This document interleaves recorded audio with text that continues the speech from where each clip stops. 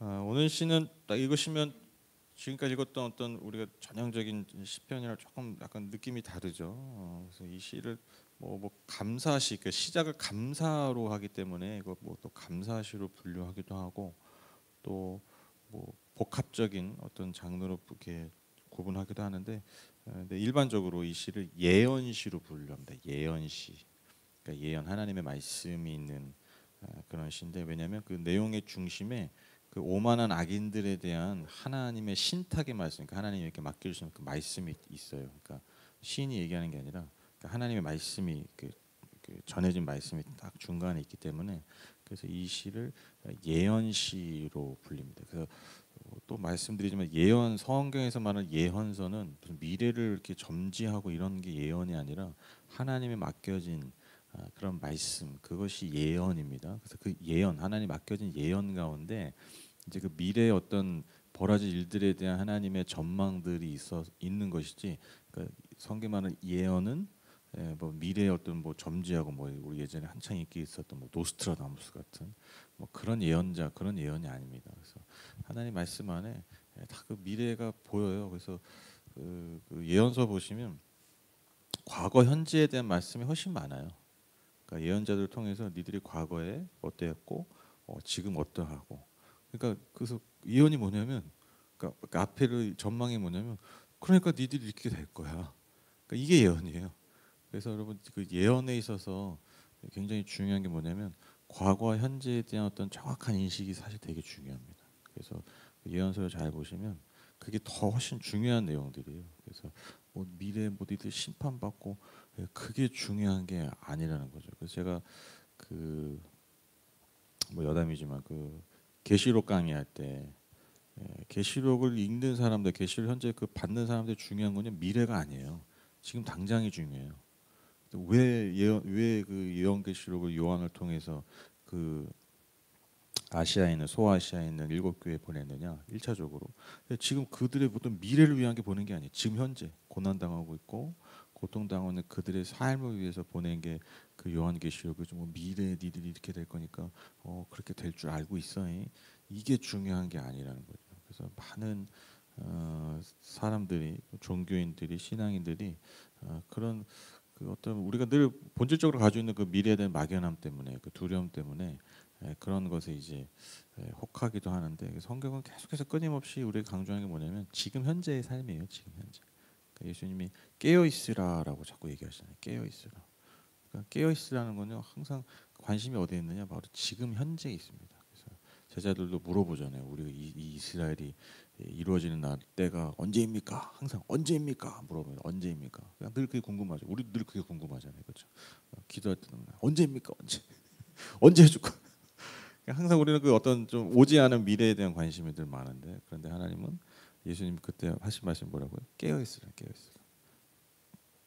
때와 시기는 알 수 없다. 나도 알 수 없다. 그러나 지금 우리가 할 일은 깨어 있으라. 그러니까 지금에 대한 이야기가 바로 예언입니다. 예언. 그래서 이 시는 예언시로, 다시 돌아오면 예언시를 분류하는데, 다시 말씀드리지만 그 하나님의 말씀의 그 신탁이 이 시의 핵심을 이루고 있기 때문이죠. 이 시는 그 특별히 그 예언의 내용이 뭐냐면 간단합니다. 악인에 대한, 그 하나님 앞에, 사람 앞에 오만한 그 악인에 대한 경고, 그 심판에 대한 경고가 가장 큰 부분을 차지하고 있습니다. 먼저 시인은요, 하나님에 대한 감사의 고백으로 시작하는데요. 1절 보시면, 하나님 우리가 주님께 감사하고 또 감사합니다. 주님의 이름을 부르는 이들이 주님께서 이루신 그 놀라운 일들을 전파합니다. 여기서 보면 그 화자가 우리죠, 우리. 그래서 지금 공동체, 개인이 하는 고백이 아니라 공동체 전체가 하나님께 감사드리고 있죠. 근데 감사하는 정도가 아니라 감사하고 또 감사한다. 그러니까 뭐가 그렇게 감사하냐? 주님께서 이루신 놀라운 일들 때문이라는 거죠. 그래서 그 주님이 이루신 놀라운 그 일을 우리가 전파한다는 거예요. 그러면 그 공동체가 감사하고 또 감사하는, 그래서 그들이 전파할 수밖에 없는 것이 뭐냐? 그 이유가 2절, 3절에 나오는데요. 하나님께서 말씀하시기를, 내가 정하여 놓은 때가 되면 나는 공정하게 판결하겠다. 땅이 진동하고 거기에 사는 사람들이 흔들리고 비틀거릴 때에 땅의 기둥을 견고하게 붙드는 자는 바로 나다. 그러니까 지금 여기서 이제 하나님의 신탁, 하나님의 말씀이 좀 언급되고 있는 거예요. 먼저 하나님 뭐라고 말씀하시냐? 내가 정해놓은 때가 되면 공정하게 판결하겠다라고 말씀하십니다. 여기서 말하는 하나님의 때, 정해놓은 때가 언제냐면 바로 심판의 때를 의미하죠. 그러니까 지금 하나님께서 침묵하신 듯 하지만 결국 하나님은요 심판의 때를 정하여 놓으셨다라는 거예요. 즉 모든 것을 정산하시는 때가 반드시 온다라는 거예요. 여러분 그 심판하면은 딱 어떤 감정이 먼저 드세요? 심판, 하나님의 심판하면 어떤 감정이 드세요? 두려움. 그렇죠. 보통 그러죠. 왜 그런지 아세요? 우리가 죄를 많이 져서 그래요. 네, 우리가 교회를 다녀도 하나님의 심판하면 일단 두려운 것부터 있잖아요. 요한계시록 하면은 뭔가 두렵고 왜 그러냐면 우리가 늘 죄를 많이 져서 그래요. 하나님을 믿고 섬긴다고 교회 열심히 다녀도 뭐 직분 있고 봉사 열심히 해도 늘 우리가 하나님 앞에 보이지 않게 보이게 죄를 짓기 때문에 심판하면은 두려움인데 여러분 내가 한번 생각해 보세요. 여러분이 만약에 되게 억울한 일을 당했어요. 하나도 나는 죄 잘못한 게 없어. 근데 아주 의로운 재판관이 내 재판 해준다고 생각해 보세요. 심판 날짜가 정해져 있어. 9월 15일까지 저기 법원 앞으로 오래요. 여러분 9월 15일이 여러분이 어떤 날이에요? 두려운 날입니까? 너무 기다려지죠. 너무 빨리 그 날이 왔습니다. 왜? 나는 지금 뭐 잘못한 게 하나도 없고 뭐 증거 증이 다 있고 그래서 그날만 되면 이제 나는 뭐 이 억울함을 이제 벗어나고 나를 괴롭히는 저 악인이 저 그 나쁜 놈이 그냥 다 심판받을 그 날을 어떻게 손꼽아 기다리는 거예요. 뭐가 두렵게 뭐가 있어요. 빨리 그날이 오길 바라는 거죠. 그렇죠. 우리가 이렇게 살아야 되는데 심판에 대한 뭐 오면 안 되는데. 예, 지금 그 이 의인들에게 하나님께 택함 받은 의인들에게 하나님의 날, 하나님의 심판의 날은요, 여러분 무슨 두려운 날이 아니에요. 하루라도 빨리 오길 바라는 날, 하루라도 빨리. 그러니까 요한계시록에 나오는 그 일곱 교회 그 고통받고 그 고난을 겪는 성도들에게 그 막 그 요한계시록에 나오는 그 엄청난 심판의 어떤 그런 내용들 있잖아요. 그게 무슨 어떻게 읽혀지겠어요? 두려운 게 아니라 통쾌한 거예요. 그래서 그 계시록이 그 약간 샌드위치처럼 돼 있잖아요. 이렇게 막 심판의 내용이 있다가 또 막 그 천상의 장면. 그 천상의 장면 뭐예요? 그 천국 가는 하나님의 나라에 임하는 그 하나님의 의롭다 여김 받는 그 자들 그 사람들이 하나님 예배하는 막 그런 영광스러운 장면. 그러니까 영광스러운 장면이 있고 심판이 있고 막 이게 반복된단 말이에요. 그 구조를 보면. 그 여러분 내가 만약에 하나님 백성이에요. 하나님 자녀면 어떻게 했냐고요. 그 천상에서는 너무 기쁜 거죠. 심판은요 더 기뻐요. 그렇죠. 우리는 그 내가 잘 되는 것보다 남이 안 되는 게 더 기쁘잖아요. 그렇죠. 아니에요? 내가 더 많이 죄인인가? 하여튼 예, 그 심판을 보고 두려운 게 아니라 내가 이러면 이게 아니라 막 너무너무 통쾌한 거예요. 왜? 예, 악인 지금 내가 지금 고난을 당하고 있지만 지금 저 로마의 압제 그 황제의 그 권력에 의해서 내가 지금 엄청난 고난을 당하고 있지만 하나님께서 이것을 심판 이렇게 통쾌하게 하시는구나. 예, 그 기쁨의 그 책이 여러분 그 바로 요한계시록이라는 거죠. 누구에게 하나님께 택함 받은 자녀들. 마찬가지입니다. 지금 하나님 이 말씀이 두려운 말씀이 아니에요. 내가 정하는 때가 되면 나는 공정하게 판결하겠다. 아멘 하는 거죠. 할렐루야 아멘 하는 거죠. 땅에 진동하고 거기에 사는 사람들이 흔들고 비틀거릴 때 땅의 기둥을 견고하게 붙드는 자가 바로 나다. 이 3절에서 그 창조주로서의 그 하나님의 어떤 주권과 능력이 지금 드러나고 있는데요. 세상을 볼 때 땅이 진동하고 거기에 있는 사람들이 흔들리고 비틀거릴 때. 그러니까 여러분 우리가 세상을 보면 이렇지 않습니까? 우리 뭐 뉴스 보면 항상 맨날 한 얘기잖아요. 도대체 이놈의 세상은 정상으로 돌아가는 게 없는 거잖아요. 그렇죠? 그렇죠? 뭐 제대로 된 게 하나도 없어. 뉴스 보면. 그렇죠? 근데 이게 예나 지금이랑 똑같아요. 세상은요 제대로 된 게 하나도 없어 보여요. 다 이상하고요. 다 말도 안 되게 돌아가는 것 같다는 거죠.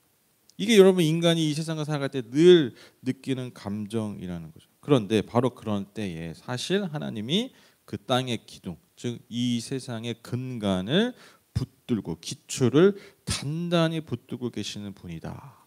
하나님은 그렇게 말씀하시는 거예요. 즉 다시 말해서 세상이 늘 혼란스럽게 돌아가는 것 같아도 그 모든 것을 주관하시는 분, 지탱하시는 분이 하나님이시다. 제가 저번에 그 설교 때 말씀드렸잖아요. 세상을 보면 그 설교 제목이 세상을 보면 하나님 없는 것 같다.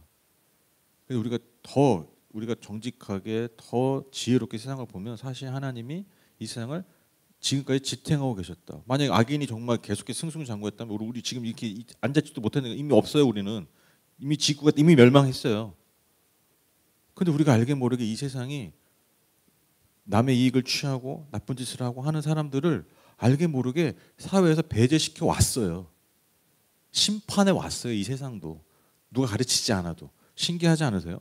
그렇죠? 왜냐하면 아니 여러분 인간의 이익을 쫓아내요. 인간들 편한 거 쫓아요. 그런데 희한하게 여러분 그 세상 그런 사람들이 알게 모르게 배제되어 왔고 모든 나라, 모든 민족, 모든 사람들 사이에서 그런 사람들 인정 못 받잖아요. 이게 우리 안에 있는 뭐라고요? 도덕법. 이걸 좀 더 깊게 얘기하면 그게 우리 안에 있는 하나님의 형상. 그러니까 그렇게 우리를 지켜오신 거예요. 그러니까 세상에 아무렇게나 돌아간 것 같아도 사실 그 하나님의 그 중심의 형상이 우리를 사실 붙들고 있는 거예요. 그러니까 붙들고 있는 거예요. 그런 얘기 있더라고요. 이 지구가 약간 기울어져 있잖아요. 조금만 더 기울어져 있으면 우리 못 산대요. 이 지구가 없대요. 이런 자연 환경이. 그리고 지구가 뭐 내려면 태양과 조금만 더 가까우면 더워 죽고, 조금만 멀면 추워 죽잖아요. 그렇죠? 네. 너무 신기하지 않으세요? 이렇게 뭐 이렇게 다 알아서 돌잖아요. 어떻게 이렇게 수억 수천만 년 동안 어떻게 저렇게 이렇게 딱 일정하게 돌까? 왜 이 지구가 자전한다고 그러잖아요. 아니 가끔 좀 또 빨리 돌면 안 되나? 공전하잖아요. 태양 주위를. 조금 뭐 오늘 좀 스피드 좀 내볼까? 어쩜 그렇게 일정하게? 여러분 우리 지금 이렇게 발붙여 살고 있는 게 중력 때문이에요. 중력. 일정한 중력. 어떨 때는 막 좀 더 끌어당겨. 그래서 어떨 때는 막 그런 뭐 뉴스에 나오는 거. 내일은 중력이 뭐 강도가 한 3배 빨라지면서 내일 걸어다닐 시대 좀 힘드시겠지만 뭐 그런 거 하나도 없어. 진짜로 그렇게 중력에 해먹기 힘들어요. 달에 중력이 없으니까 이렇게 붕붕 떠다니잖아요. 늘 일정하잖아요. 그러니까 우리가 한번 생각해 보자고요. 이게 당연한 건가? 공기 중에 있는 상수의 농도가 여러분 조금만 달라지더라도 우리가 어떻게 됩니까? 그게 막 일정하지 않다고 생각해 보세요. 알게 모르게 여러분 이 세상이요. 그냥 있는 것 같지만 엄청난 질서 가운데 돌아가는 거예요. 그 엄청난 질서가 수만 가지의 그 질서가 유지되고 있으니까요. 여러분 우리가 진짜 그냥 아무렇지도 않게 사는 거예요. 이게 놀라운 거 아닙니까? 그러니까 여러분 아무렇지도 않게 그냥 사는 게 아니라 그게 은혜예요. 그게 하나님이 이 세상을 지탱하고 계시기 때문에 그게 가능한 거예요. 이거 너무 신기하잖아요. 그러니까 여러분 우리가 세상을 이렇게 보면 그냥 막 마음대로 사는 것 같고 마음대로 돌아가는 것 같고 그냥 막 엉망진창인 것 같긴 하지만 근데 이게 어쩔 수가 없죠. 이게 인간의 죄의 값이기 때문에. 그러나 그 죄의 값 때문에 사실 엉망진창으로 돼서 모든 게 엉망진창해서 그냥 다 사라져 버려야 될 것들인데 이게 여전히 우리가 살고 있잖아요. 그게 왜 그렇다고요? 이 말씀. 땅의 기둥을 견고하게 붙드는 자는 바로 나다. 야, 세상이 마음대로 돌아간 것 같고 그냥 막 사는 것 같고 세상에 그냥 되는 것 같은데 아니야. 내가 그거 지키고 있는 거야. 그래도 내가 그거 붙들고 있는 거야. 창조주께서 말씀하시는 거예요. 그러니까 우리가 이걸 볼 수 있어야 돼요. 이걸 볼 수 있어야 돼요. 이어서 하나님 말씀하십니다. 4절을 보시면 오만한 자들에게는 오만하지 말아라 하였으며 악한 자들에게는 오만한 뿔을 들지 말아라. 오만한 뿔을 높이 들지 말아라. 목을 곧게 세우고 거만하게 말을 하지 말아라 하였다. 하나님이 오만하고 악한 자들 경고하십니다. 오만한 자 따로 있고 악한 자 따로 있냐? 아니죠. 오만하면 악하죠. 악하면 오만합니다. 같은 말이에요. 뭐라고 얘기하십니까? 오만하지 말아라. 오만한 뿔을 들지 말아라. 오만하고 악한 자들은요 힘 있는 자들이에요. 그래서 뿔이 나오잖아요. 뿔은 성경에서 나오는 뿔은요 힘과 권력을 상징합니다. 그 동물들도 이렇게 뿔 있는 동물이 이렇게 강하잖아요. 누가 더 뿔이 크냐 막 그러고 사슴도 그러잖아요. 뿔 누가 더 큰 걸 막 싸우고 코뿔소도 그러고 그러잖아요. 그러니까 이게 뿔이라는 건요 항상 힘과 권력의 상징이에요. 근데 그 힘과 권력을 가지고 있는 자들에게 말씀하시는 거예요. 함부로 그 그 뿔을 들지 말라. 즉 그 뿔을, 그 힘을, 그 권력을 교만하게 목을 걷게 세우고 사용하지 말라는 거예요. 그리고 함부로 말하지, 거만하게 말하지 말라라고 말씀하고 계세요. 그러니까 여러분, 하나님이 우리에게 주신 그 힘, 그 힘에는 어떤 물리적인 힘도 있지만 그 말의 권세가 있잖아요. 말의 권세. 여러분, 권력자들은 말로 다 하잖아요. 그렇죠? 뭐 죽여라, 살려라, 대령해라, 물러가게 해라. 지 말대로 다 하잖아요. 그렇죠? 다윗이 범죄할 때도 다 말로 했잖아요. 지금 한 게 뭐 있어요? 이렇게 해라, 저렇게 해라, 우리야 죽여라, 그 여인 데려와라. 말의 권세가 있잖아요. 힘이. 거만하게 함부로 사용하지 말라라는 거예요. 그러니까 하나님이 우리에게 주신 그 힘이 있잖아요. 그 말의 권세가 있잖아요. 그 권력들을 함부로 사용하지 말라는 경고. 즉 여러분, 수많은 권력자들이 이렇게 오만하게 살다가 최후의 심판을 맞이하게 된다라는 것이죠. 그래서 성경은 계속해서 말씀하십니다. 하나님이 그러니까 우리가 그 잘못 적용하는 게 있어요. 모든 권세는 하나님께로부터 온다. 이 말이 있잖아요. 그게 맞는 거거든요. 근데 이거를 꼭 어떤 사람들이 많이 사용해요? 그 권력을 정당화하는 인간들이 많이 얘기해요. 그렇죠? 저기 하나님이 권세 있는 자에게 순종하라고 했습니다. 여러분, 이 말이요, 진짜 무서운 말이에요. 권력 있는 자들이 두렵고 덜덜덜덜 떨리는 마음으로 들어야 돼요. 하나님이 나에게 권력 주셨다. 이 말은 뭐예요? 그만큼의 어마어마한 책임이 있는 거예요. 두려운 마음으로 해야죠. 그렇죠? 부모에게 효도해라. 여러분, 왜 성경이 효를 강조하는지 아세요? 그 십계명에 4계명인가요? 5계명이 내 부모에게 공경하라잖아요. 왜 공경하라는 줄 아세요? 이게 유교적인 게 아니에요. 그러니까 네 부모니까 잘하라는 게 아니에요. 여러분, 옛날에는 신앙교육이 어디서 합니까? 교회 학교에 합니까? 가정에서 해요. 회당에서 하는 게 아니에요. 가정에서 하는 거예요. 그러니까 내 부모를 공경하다는 건요. 그 공경하다는 의미가 뭐냐면 그 부모를 무겁게 여기는 거예요. 그러니까 부모의 삶, 부모의 말을 무겁게 여기는 거예요. 왜 무겁게 여겨야 됩니까? 그 부모를 통해서 뭐가 전해지기 때문에 하나님의 말씀, 하나님의 뜻. 그러니까 만약 부모를 공경하지 않으면 누구를 공경하지 않게 되는 거예요? 하나님을 공경하지 않게 돼요. 이게 너무 당연한 결과예요. 그럼 여러분, 내 부모를 공경하라 이 말이 누구에게 더 무거운 말이에요? 부모에게 무거운 말이에요. 야, 앉아. 너 십계명이 뭐라고 돼 있어? 왜 네 말대로 해? 네 마음대로 해? 왜 네 하고 싶은 대로 해? 성경에 뭐라고 해서 부모에게 순종하라 그랬잖아. 순종. 그래야 네가 복을 받는다잖아. 왜 복을 받아요? 무슨 공식처럼 야 저기 임영선 집사 부모에게 순종했네. 야 얘들아 복 줘라. 이게 아니잖아요. 왜 복을 받아요? 부모에게 순종하면 부모의 말을 무겁게 여기는 거고, 부모의 말이 무슨 말이에요? 하나님의 말씀이잖아요. 하나님의 뜻이잖아요. 그러니까 우리 결과가 뭐겠어요? 그러니까 복이에요. 이거예요. 무슨 유교적으로 니들이 유교적인 어떤 그런 효사상처럼 네가 부모에게 공경하면 하나님 복을 주실 거야. 무슨 공식 같은 게 아니에요. 그냥 너무 자연스러운 귀결이에요. 그런 하나님의 그런 말씀과 하나님의 뜻에 그런 선순환이 일어나는 게 뭐냐고요. 그게 그 이전 세대를 공경하고 존중하는 거예요.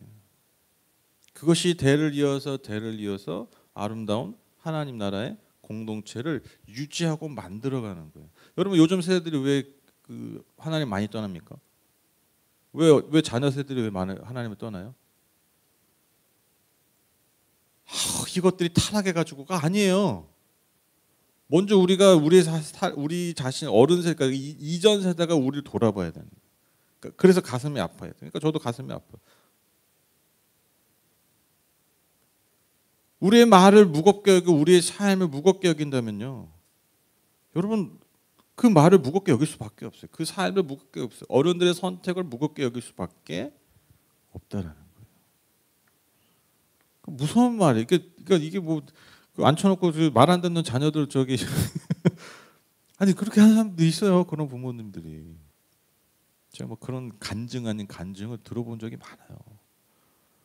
근데 놀라운 사실 여러분, 더 안 듣는다는 거죠. 그렇게 하면 그걸 이용한다면 더 안 듣죠. 이 권력도 마찬가지. 이 권세 있는 자에게 하나님의 권세는 하나님 주신 거다. 이게 얼마나 무서운 얘기입니까? 하나님은 주신 만큼 찾으시는 분인데, 은혜를 베푼 만큼 계산하시는데, 이거 함부로 이렇게 말할 게 아니라는 거죠.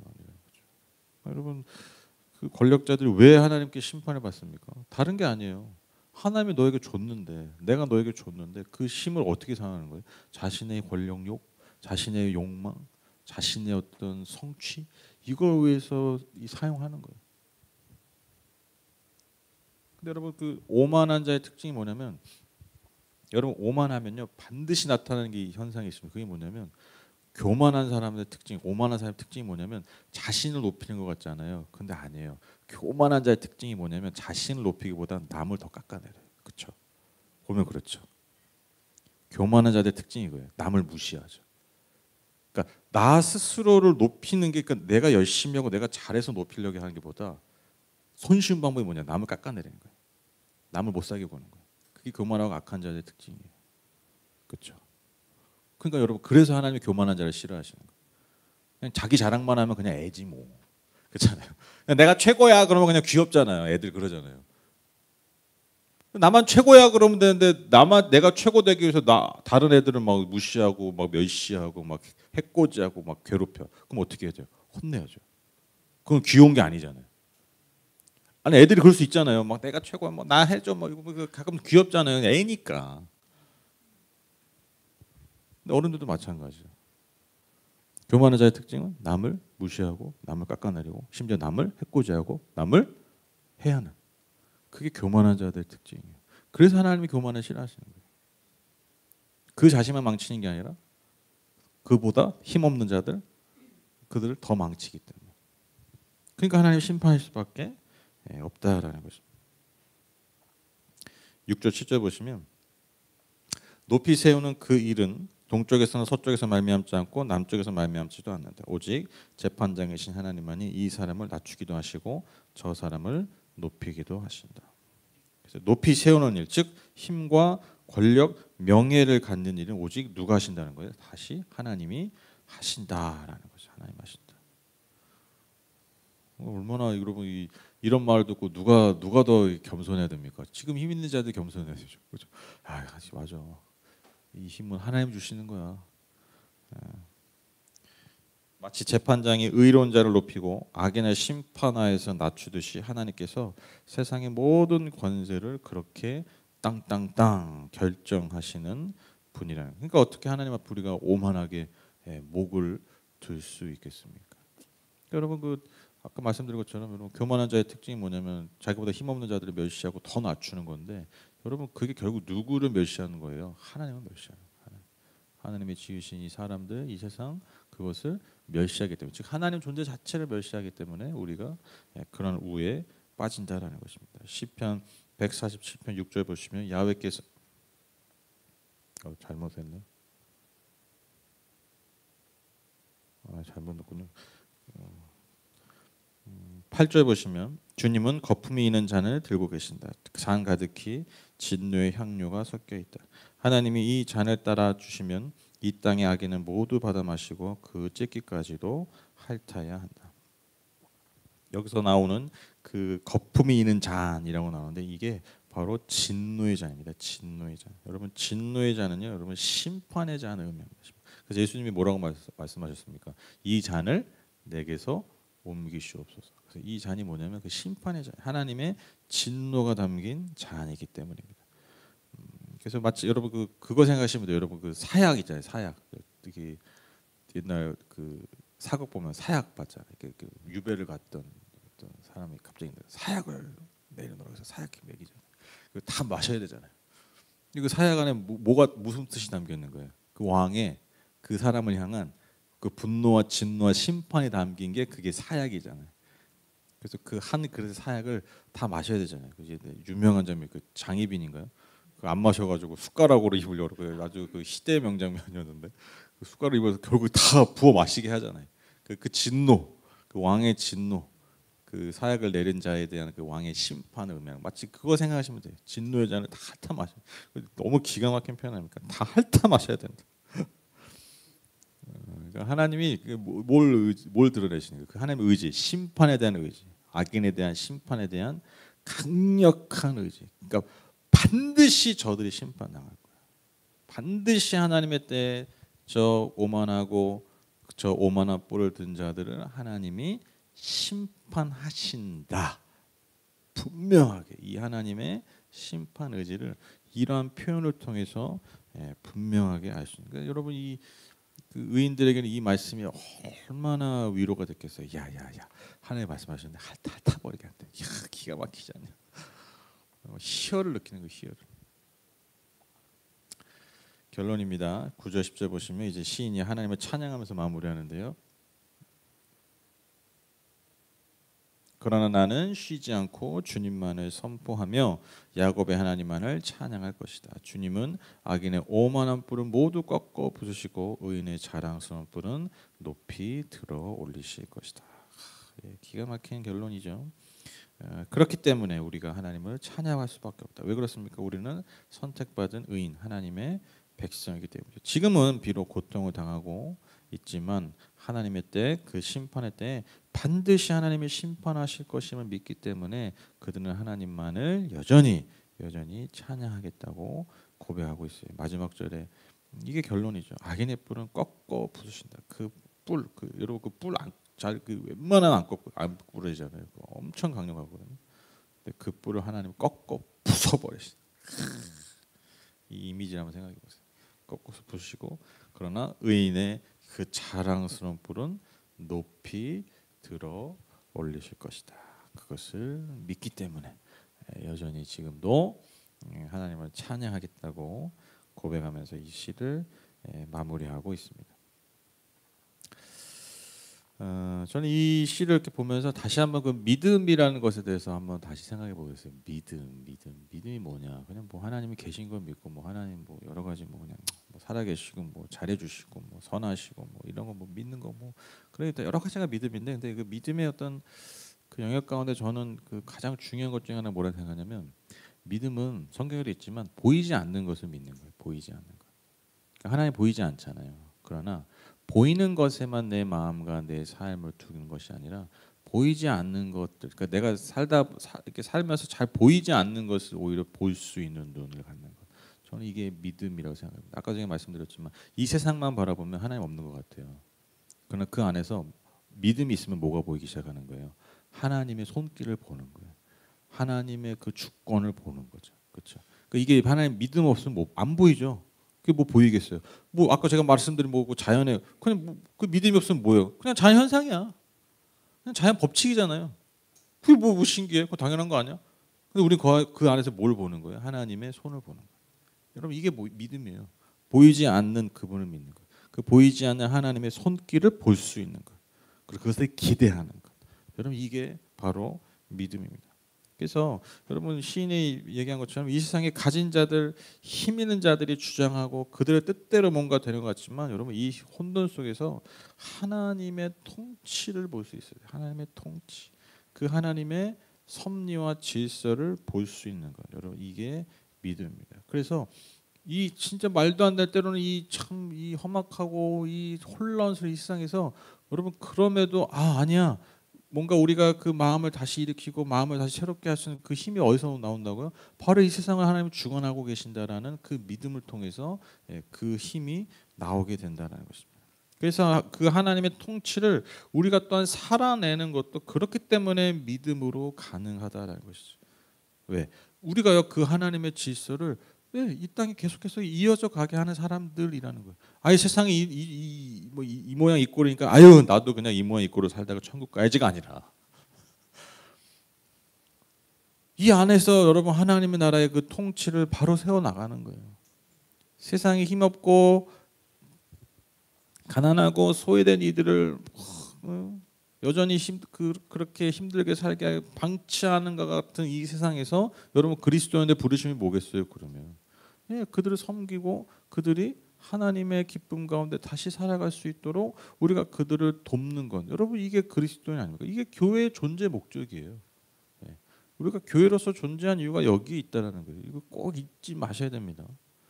교회 뭐 그냥 왜 존재하냐? 그냥 뭐 좀 힘들 때 와서 위로받고 뭐 그냥 뭐 찬양 좀 하고 그러다가 좀 뭐 때가 되면 또 뭐 은혜가 주시면 또 복도 좀 받고 뭐 그러려고 여러분 그러니까 그게 교회 역할 맞아요.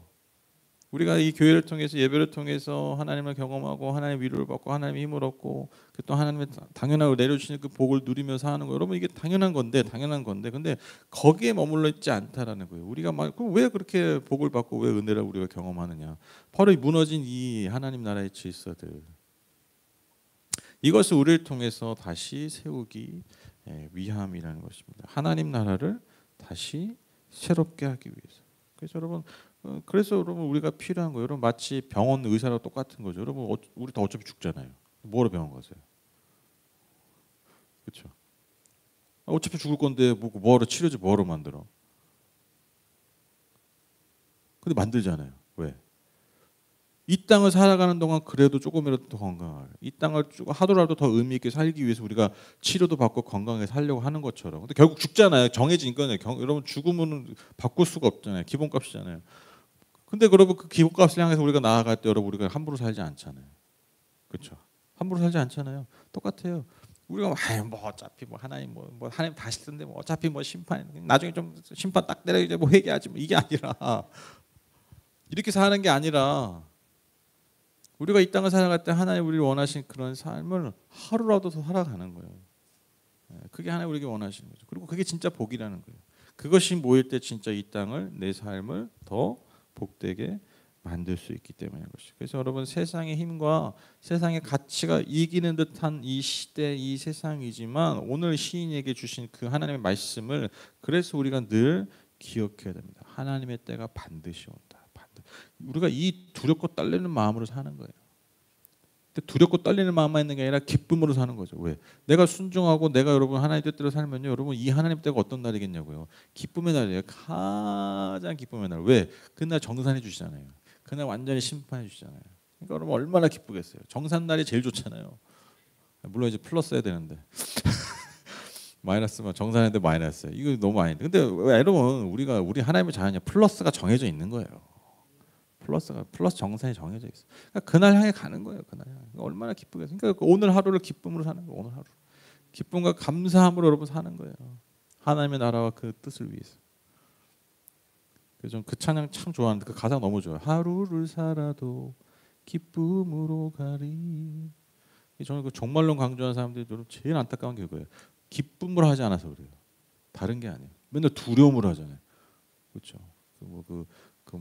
종말로 강조하는 사람들 많이 쓰는 표현이 신부의 옷을 준비하고 뭐 신부로서 살아야 된다.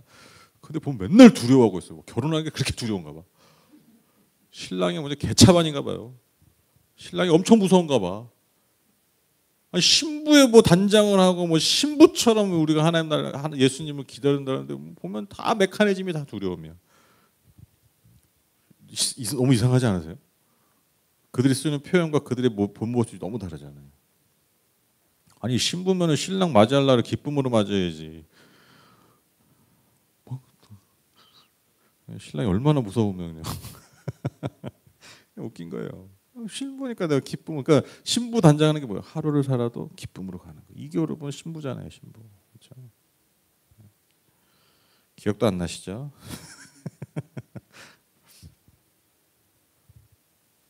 그래서 여러분 반드시 악인이 심판받는, 그러나 하나님의 택한 백성을 높여주시는 이 날을 위해서 향해서 우리가 가고 있습니다. 그래서 우리는 오늘을 살아도 늘 기쁨으로 살아야 될 줄 믿습니다. 마지막으로 여러분 이게 뭐 사실 오늘의 이 말씀, 특히 오만한 뿔을 들지 말라 이 말씀은 여러분 꼭 저는 대단한 권력자들에게만 필요한 말씀이 저는 아니라고 생각해요.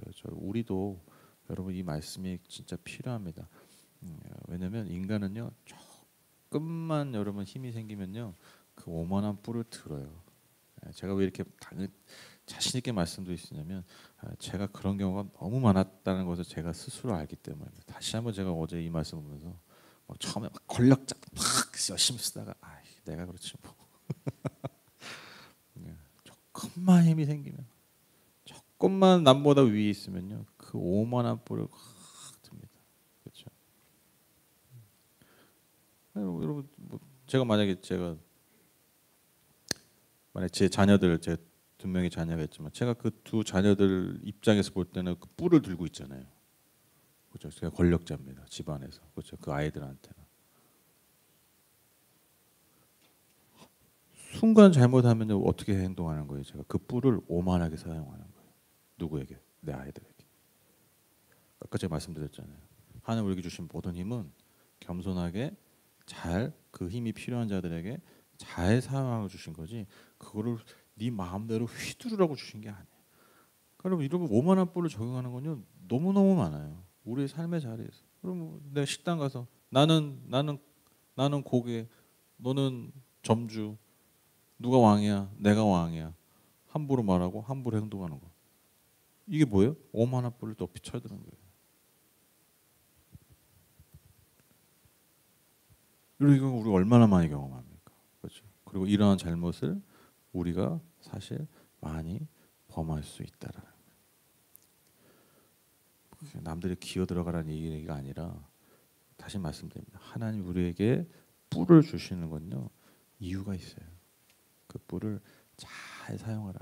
그 힘을, 그 말의 권세를 그것이 꼭 필요한 사람에게 잘 사용하라고 주시는. 그래서 그것을 두렵고 떨리는 마음으로 겸손하게 잘 사용할 때 여러분 그게요 정말 그 뿔이 진짜 내 능력이 되는 거예요. 내 능력, 진짜 내 능력.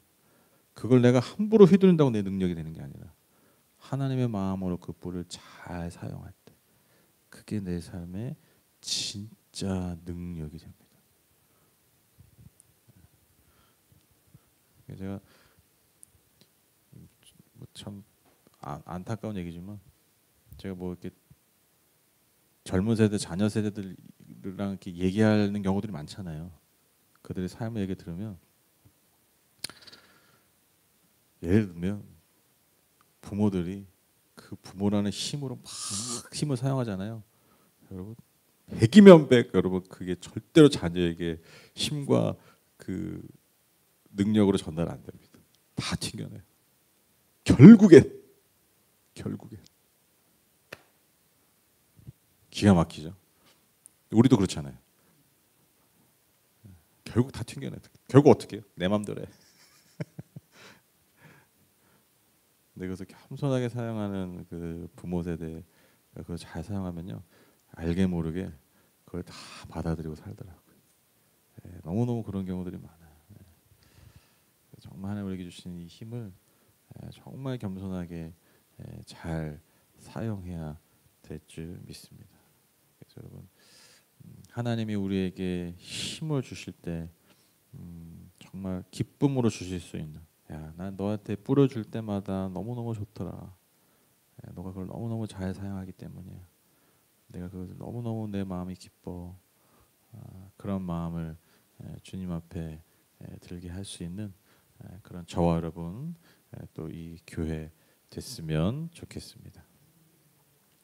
제가 기도하고 마치겠습니다.